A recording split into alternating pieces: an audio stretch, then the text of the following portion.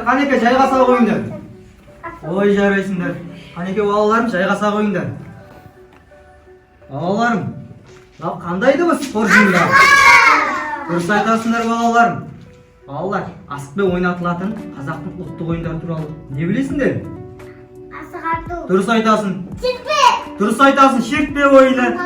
Қанталапай ойыны. Дұрыс айтасың.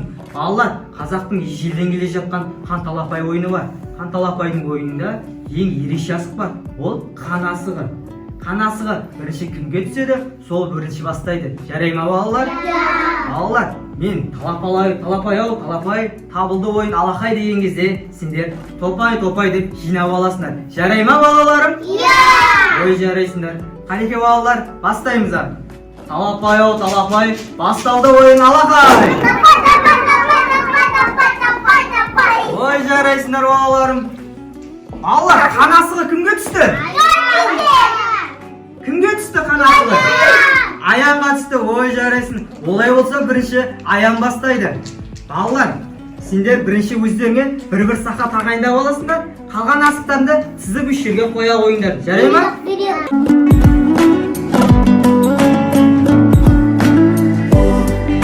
Балалар, бүгін бізге Имранның әкесі, қазақтың ұлттық ойындарының үйірмесінің жетекшісі Имранның әкесі көмекке келіп отыр. Бізге ойынға көмектеседі. Жарай ма балалар?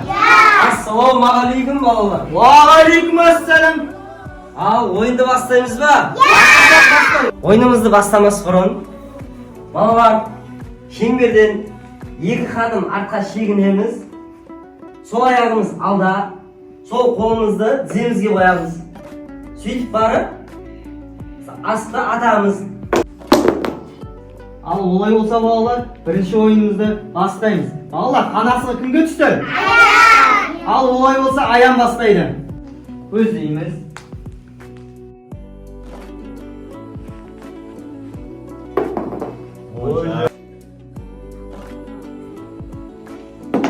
Ой, жарайсың.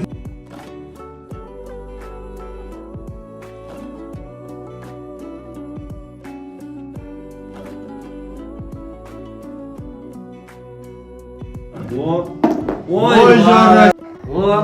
Ен ақай. Ой, жарайсың.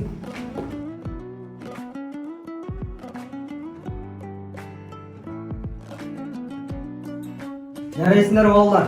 Бәрің ақылды және жылдам екенсіңдер. Бүгінгі ойынымызға көмектескен Имранның әкесіне алғысымызды айтамыз.